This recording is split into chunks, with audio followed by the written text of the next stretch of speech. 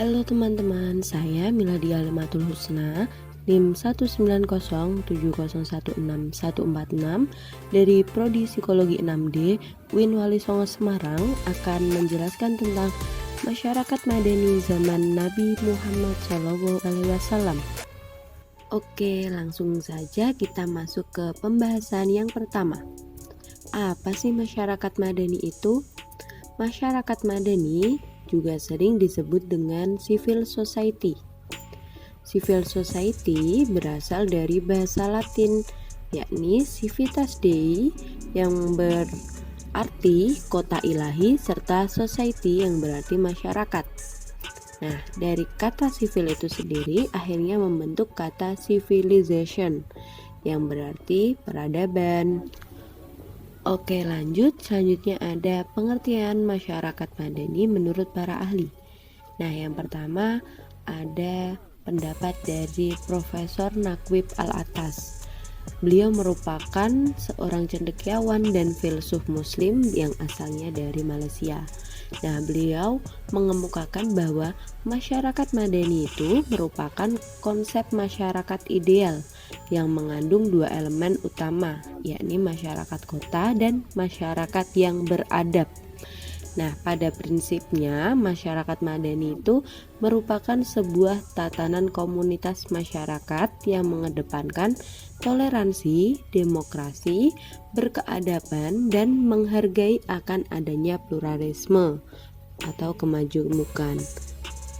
Nah, jadi intinya menurut Profesor Naqib Al-Atas ini, masyarakat Madani itu merupakan masyarakat kota yang memiliki peradaban. Yang kedua, ada pendapat dari Profesor Dr. Nurholis Majid. Beliau merupakan seorang cendekiawan dan budayawan yang berasal dari negeri kita, yakni Indonesia.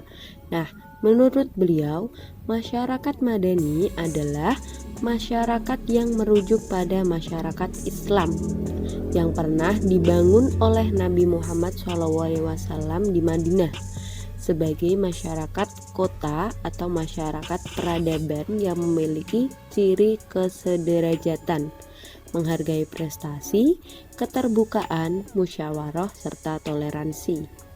Nah, hampir sama dengan pendapat yang pertama, bedanya di pendapat yang kedua ini terdapat penekanan masyarakat Islam yang pernah dibangun oleh Nabi Muhammad. Namun sama saja karena masyarakat Madani ini merupakan masyarakat kota atau masyarakat peradaban. Nah, selanjutnya secara historis masyarakat Madani ini merupakan suatu komunitas muslim pertama di kota Madinah, di mana yang dibangun dan dipimpin langsung oleh Nabi Muhammad SAW dan dilanjutkan oleh para Khulafaur Rasyidin. Selanjutnya terdapat dua masyarakat yang terdokumentasi dalam sejarah masyarakat Madani. Yang pertama ada masyarakat Saba. Nah, masyarakat Saba ini disebut juga dengan masyarakat di masa Nabi Sulaiman.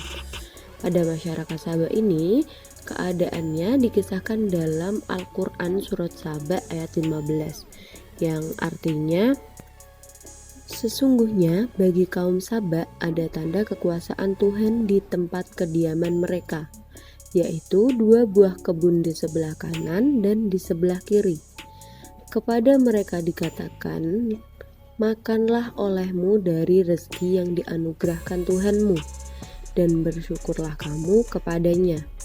Negerimu adalah negeri yang baik dan Tuhanmu adalah Tuhan yang Maha Pengampun. Nah, dari sini dijelaskan bahwa masyarakat Saba ini mendiami negeri yang baik, yang subur dan yang nyaman. Yang kedua ada masyarakat Madinah. Nah, di mana terjadinya suatu perjanjian Madinah antara Rasulullah SAW beserta umat Islam dengan penduduk Madinah yang beragama Yahudi dan Watsani dari kaum Aus dan Khazraj. Nah, perjanjian Madinah yang berisi kesepakatan ketiga unsur masyarakat tadi itu isinya untuk saling tolong menolong menciptakan kedamaian di lingkungan sosial, menjadikan Al-Quran sebagai konstitusi, menjadikan Rasulullah SAW sebagai pemimpin dengan ketaatan penuh terhadap keputusan-keputusannya, serta memberikan kebebasan bagi penduduk untuk memeluk agama, serta beribadah sesuai dengan ajaran agama yang dianutnya. Nah, jadi kebebasan beragama ya, sesuai dengan surat Al-Kafirun ayat 6 yang berbunyi lakum dinukum waliyadin, yang artinya bagimu agamamu dan bagiku agamaku. Nah, masyarakat Madinah ini sendiri merupakan gambaran kehidupan masyarakat modern yang banyak diidealkan oleh banyak orang, karena merupakan masyarakat yang modern pada zamannya. Next, sejarah civil society. Nah, civil society ini dikenalkan oleh filsuf Skotlandia yang bernama Adam Ferguson.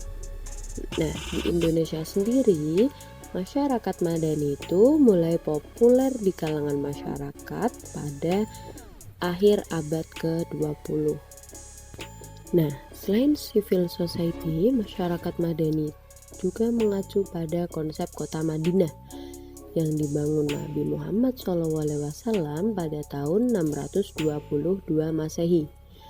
Pada abad pertengahan terdapat konsep tamadun atau masyarakat yang berperadaban yang diperkenalkan oleh Ibnu Khaldun, serta konsep Al-Madinah Al-Fadilah dan Madinah sebagai negara utama.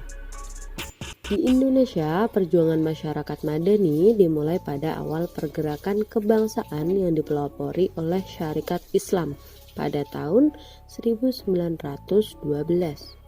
Nah, di awal kemerdekaan, perjuangan masyarakat madani dilanjutkan oleh Sultan Syahrir. Selanjutnya, ada karakteristik masyarakat madani. Nah, yang pertama ada free public sphere, yang artinya terdapat ruang publik yang bebas sebagai sarana untuk mengemukakan pendapat. Nah, jadi di sini individu itu tidak perlu khawatir dan takut untuk mengemukakan pendapatnya. Yang kedua ada demokratis.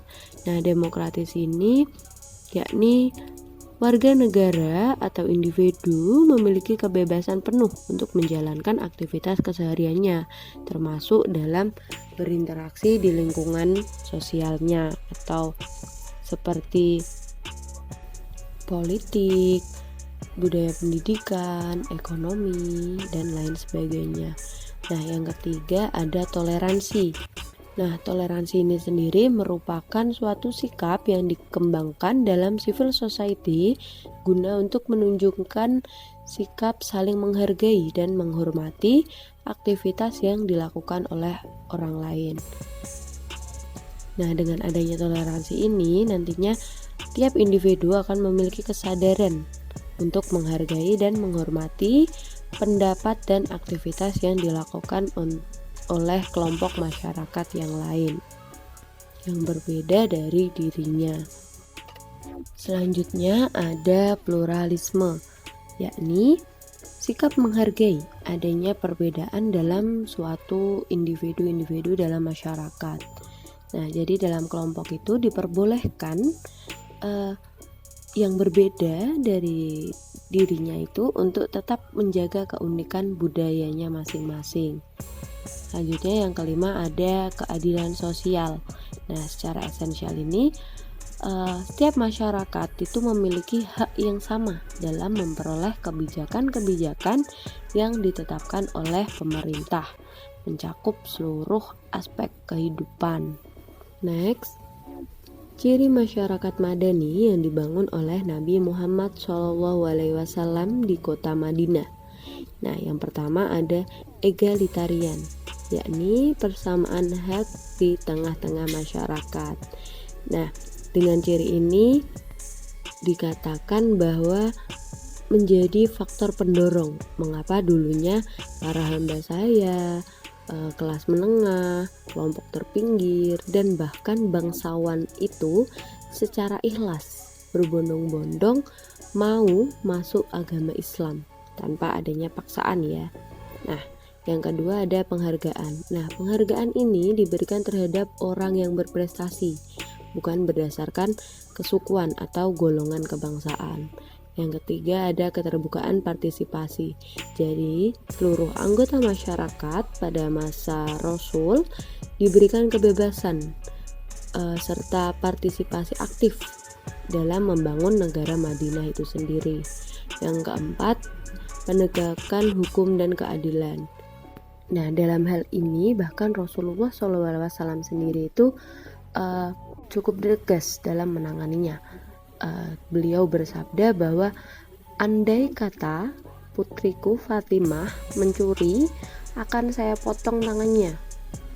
Nah, jadi intinya bahwa siapa saja yang bersalah, bahkan anaknya, itu akan tetap diberi hukuman dan keadilan sesuai ketentuan yang berada. Ya, yang kelima ada toleransi dan pluralisme. Nah, di sini semangat tolong menolong itu benar-benar ditegakkan oleh Rasulullah SAW. Nah, demikian pula dengan keanekaragaman seperti berbeda agama, suku, golongan. Nah, itu sangat dihormati dan bahkan dijunjung tinggi oleh Rasulullah SAW. Nah, yang keenam ada musyawarah. Jadi, dahulu setiap mengambil keputusan politik atau apapun, Rasulullah SAW selalu menerapkan prinsip musyawarah, di mana mengutamakan kebersamaan dan kesepakatan dalam kelompok atau masyarakat tersebut. Next, ada masyarakat madani Indonesia. Di era reformasi sekarang ini, Indonesia perlunya tumbuh kembang masyarakat madani. Nah, di kondisi Indonesia sendiri yang telah kita ketahui, di mana dilanda euforia demokrasi, semangat otonomi daerah, serta derasnya globalisasi, ini membutuhkan masyarakat yang memiliki kemauan serta kemampuan hidup bersama dalam sikap karakteristik yang dimiliki masyarakat madani. Nah, seperti saling menghargai, toleransi, terus pluralisme yang tidak saling mengeksklusikan berbagai suku, agama, bahasa, adat yang berbeda. Nah, serta mengedepankan kepedulian dan kesantunan.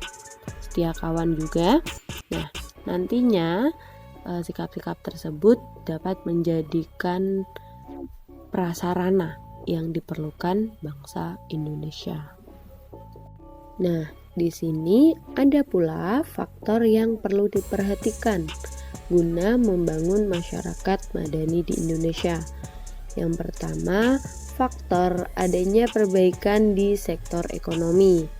Yang kedua, faktor tumbuhnya intelektualitas. Yang ketiga, faktor terjadinya pergeseran budaya. Yang keempat, faktor berkembangnya pluralisme. Yang kelima, faktor toleransi dan adanya partisipasi aktif. Yang keenam, adanya keimanan serta ketakwaan kepada Tuhan Yang Maha Esa. Sekian yang dapat saya sampaikan. Kurang lebihnya saya mohon maaf. Terima kasih. Saya Meladi Alimatul Husna pamit untuk undur diri. Semoga bermanfaat. Wassalamualaikum warahmatullahi wabarakatuh.